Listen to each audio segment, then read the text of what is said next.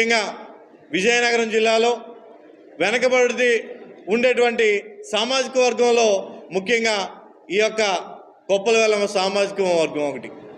అదే సామాజిక వర్గంలో నేను పుట్టి ఆ సామాజిక వర్గం తరపు నుండి ఈరోజు ఈ సమావేశం ఏర్పాటు చేసుకోవటం, పెద్దలందరూ కూడా ఏదైతే పార్టీ గుర్తించి నాకు ఈరోజు పార్లమెంట్గా టికెట్ అనేది ఇవ్వటం జరిగిందో ఆ ఉద్దేశంలో ఈ నా సామాజిక వర్గ పెద్దలు గుర్తించి నువ్వు కూడా మిగతా ఎన్నో ఈరోజు ఈ జిల్లాలో ఉండేటువంటి వైఎస్ఆర్సీపీకి కానీ అటు తెలుగుదేశం పార్టీకి కానీ కొన్ని సమావేశాలు అనేది ఆత్మీయ సమావేశాలను ఏర్పాటు చేయడం జరిగింది. అందులో భాగంగా ఈరోజు అదే సామాజిక వర్గానికి చెందినటువంటి నన్ను కూడా పిలవటం అనేది నేను గర్వంగా ఫీల్ అవుతున్నాను. ఈ సమావేశంగా వెలమ సామాజిక వర్గంలో ఏదైతే ఈ జిల్లాలో వెనకంగా ఉండి కాంగ్రెస్ పార్టీ గుర్తించి నాకు పార్లమెంట్కి ఎంపీగా అవకాశం అనేది కల్పించడం అనేది జరిగింది.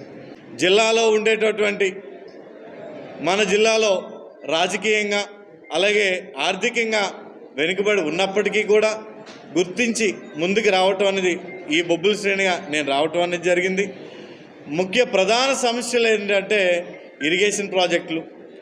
ఆ రోజు రాజశేఖర్ రెడ్డి యొక్క ఆశయాలతో మొదలుపెట్టి ఇరిగేషన్లో తోటపల్లి డ్యామ్ కానీ అలాగే తారకరామ ప్రాజెక్టులో కానీ తాటిపూడి దగ్గర నుండి మరమ్మతులు చేసేటటువంటి విషయాల్లో కానీ ఆ రోజు రాజశేఖర్ రెడ్డి ఆశయాల నుండి రాజన్న ఒక ఆచరణలతో ముందుకొచ్చి ఆయన దీనికి దిశగా తీసుకెళ్ళడం వల్ల సామాజిక వర్గంగా వృత్తిపరంగా వ్యవసాయమే ప్రధాన అజెండా, వ్యవసాయమే జీవనోపాధారంగా ఉండేటువంటి ఈ జిల్లాకి ప్రథమ పాత్ర పోషించడంలో ఈ యొక్క కాంగ్రెస్ పార్టీ అనేది ముందుకుంది.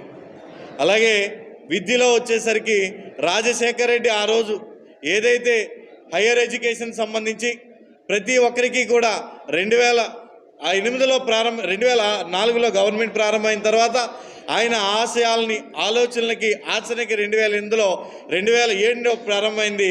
ఒక హయ్యర్ ఎడ్యుకేషన్ ఇంజనీరింగ్లో కానీ బీఫార్మసీలో కానీ అలాగే డాక్టర్స్లో కానీ చదవాలి అనుకుంటే వెనుకబడిన సామాజిక వర్గాలన్నీ కూడా దాన్ని అత్యంత కాస్ట్లీగా చూసేటటువంటి విద్యని ఉచిత విద్యగా స్కాలర్షిప్ని అనేది ఫీజు రియంబర్స్మెంట్ని ప్రారంభం జరిగింది అంటే అది కేవలం కాంగ్రెస్ పార్టీతోనే సాధ్యపడింది. ఈరోజు ఎంతోమంది రైతాంగంలో ఉండి నిరుపేదల కుటుంబంలో ఉండి ఈ యొక్క ఉపాధి హామీ పథకాన్ని కూడా ఆ రోజు కాంగ్రెస్ పార్టీ యొక్క ఆచరణలో అడుగులు వేసి ఈరోజు ఈ స్థాయికి ఉంది అంటే దానికి ప్రధాన కారణం కూడా కాంగ్రెస్ పార్టీ. ఈరోజు అందులో భాగంగా కాంగ్రెస్ పార్టీ మేనిఫెస్టోలో కూడా ప్రత్యేకించి ఏం పెట్టడం జరిగిందంటే ఏదైతే ఉపాధి హామీ పథకంలో ఉందో దాన్ని 400 రూపాయలు కనీస వేతనంగా చేయటంలో మా ప్రధాన ఎజెండాగా కూడా మేము దాన్ని రూపొందించడం అనేది జరిగింది. మళ్ళీ కేజీ నుండి పీజీ వరకు ఏదైతే ఉచిత విద్య అనేది కూడా కాంగ్రెస్ పార్టీ నుండి చేయటం జరిగింది. ఏదైతే రైతాంగంగా ఉండేటటువంటి ఈ జిల్లా రాష్ట్రంలో కూడా 2 లక్షల రూపాయలు రైతు రుణమాఫీ ఇవ్వటంలో కూడా మా యొక్క మేనిఫెస్టోలో చెప్పడం జరిగింది. కాంగ్రెస్ పార్టీ మేనిఫెస్టోలో ఏదైతే చెప్తుందో గతంలో చేసింది 130 ఏళ్ల చరిత్ర ఉన్నటువంటి కాంగ్రెస్ పార్టీ ఈరోజు ఏదైతే చెప్పిందో ప్రతిదీ కూడా ఈ ఎంప్లాయీస్కి ఇచ్చేటటువంటి బెనిఫిట్స్లో కానీ రైతాంగానికి కల్పించేటటువంటి హామీల్లో కానీ ఉద్యోగ విద్య వైద్యంలో ఇచ్చేటటువంటి నాణ్యతమైనటువంటి అన్ని రంగాల్లో ఇచ్చేటటువంటి భరోసా కానీ ఒక కాంగ్రెస్ పార్టీతోనే అది కులాలకి మతాలకి సామాజిక వర్గాలకి అన్నిటికీ అతీతంగా ముందుకు ఇవ్వగలిగేది కాంగ్రెస్ పార్టీ. ఆ పార్టీలో ప్రతి ఏరియా నుండి సామాజిక బలంగా నిరూపించుకోవడానికి ఈరోజు నాకు ఈ కాంగ్రెస్ పార్టీ నుండి ఎంపీ అభ్యర్థిగా అవకాశం కల్పించినందుకు అటు కాంగ్రెస్ పార్టీకి ఏదైతే సామాజిక వర్గంలో పుట్టానో నా సామాజిక వర్గ కుల పెద్దలకి సామాజిక వర్గంలో ఉండేటువంటి పెద్దలు అందరికీ నాకు ఈ పత్రికే ముఖ్యంగా వినపంగా నేను చెప్పేది ఏంటంటే మే 13వ తేదీన జరగబోయేటటువంటి ఎలక్షన్లో మనకి కాంగ్రెస్ పార్టీ తరపు నుండి ఎంపీ అభ్యర్థిగా నేను పోటీ చేస్తున్నాను.